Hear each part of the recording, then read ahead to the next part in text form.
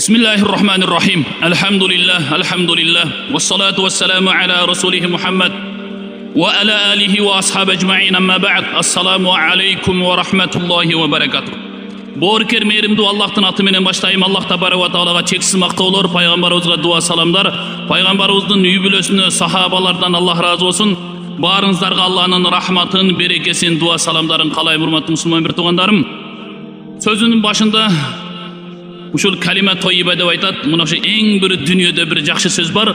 Бул сөз кайсы сөз деп жазсаңыз, бул албетте ла илаха иллаллах Мухаммадур Расулуллах деген сөз. Эң бир сөздөрдүн эң жакшысы ушул, урматтуу мусулман бир туугандарым. Пайгамбарыбыз саллаллаху алейхи ва саллям өзүнүн хадисинде айтат: "Афзалу зикр ла илаха иллаллах ва афзалу дуа алхамдулиллах" деди пайгамбар саллаллаху алейхи ва саллям. Zikirlerden Allah'ını eskerүүдүн эң жакшысы ла илаха иллаллах деген сөз дейт, урматтуу туугандар. Мына ушул келмени көп айталы. Ал эми ва афзалу дуа, дуалардын эң жакшысы алхамдулиллах дейт, урматтуу туугандарым. Алхамдулиллах деген сөздү эч качан оозубуздан түшүрбөйлү. Ла илаха иллаллах деген сөздү эч качан оозубуздан түшүрбөйлү. Бул ла илаха иллаллах деген 12 тамгадан турат, туугандарым. Ал эми Мухаммад Расулуллах 12 тамгадан турат. Ла илаха иллаллах Мухаммад Расулуллах 24 тамга. Ким 24 саат бою ушул келмени токтобостон айтып турса, иншалла Аллах таала бул адамдын 24 саат кылган күнөөлөрү кечирилип турат. Бул келме жөнүндө пайгамбар айтат: "Ман кала ла илаха иллаллах мухлисан дахалал жанна" деп айтты да. Пайгамбар саллаллаху алейхи ва саллям айтат: "Ким ушул келмени чын жүрөктөн айтса, бул адам бейишке кирет" деди, туугандар. Ошондуктан мына ушул келмени дайым көп айталы. Отурган кезде да айталы, турган кезде, басып бара жаткан кезде, жаткан кезде дайым ушул келмени биз адат кылышыбыз керек.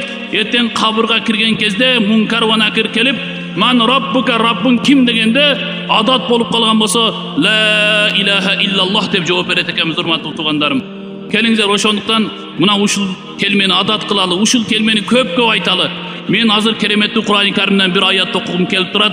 Аллах субханаху ва таала кереметтүү Кур'ан-ы Каримде Фуссилат сүрөсүнүн 30 аятында Аллах ушундай дейт: "А'узу биллахи минаш шайтанир ражим.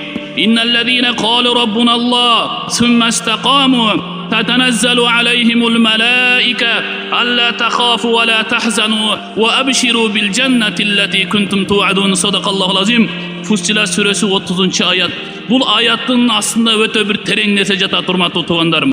Бул аяттын маанисине көңүл буруңуз. Аллах субханаху ва таала кереметтүү Кур'анда мындай дейт: "Инналлазина қалу раббуналлах". Ушундай бенделер бар, мени жараткан Аллах деп туруп, суммастакамы кийин түз жүрөт дейт, туугандар. Шарият көрсөткөндөй жашайт.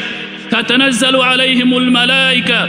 Ошол шарият көрсөткөндөй жашап, ушул ла илаха иллаллах келмесин оозунан түшүрбөстөн дайым зикир кылып жүргөн адам өлүм алдында жаткан кезде татаназзалу алейхимул малаика, сиз жан берүү алдында жаткан кезде периштелер сизге түшөт экен. Периштелер сизге түшүп, алла тахафу ва ла тахзану, капа болбогун, кайгырбагын, ва абширу бил джаннати аллати кунтум ту'адун, биз сага, Аллах сага вада кылган бейишти сүйүнчүлөп келдик дейт. Урматтуу мусулман бир туугандар, мына ушул аятка дагы бир токтоло турган нерсе, ар бирибиздин башыбызда өлүм бар. Аллах субханаху ва таала кереметтүү Кур'ан-ы Кариминде "Куллу нафсин заиqatul maut", ар бир нафс, ар бир адам баласынын башында өлүм бар, өлүмдүн даамын татат дейт. Биз эгер шарият көрсөткөндөй жашап, ушул ла илаха иллаллах келмеси менен жашасак, жан берип жатканда периштелер келип кулагыбызда шыбырайт экен: "Сен шарият көрсөткөндөй жашадың, сен ла илаха иллаллах менен өмүрүңдү өткөрдүң, сен эч капа болуп кайгырбагын, сенин бара турган жериң бейиш" деп кулагыбызга периштелер шыбырайт экен.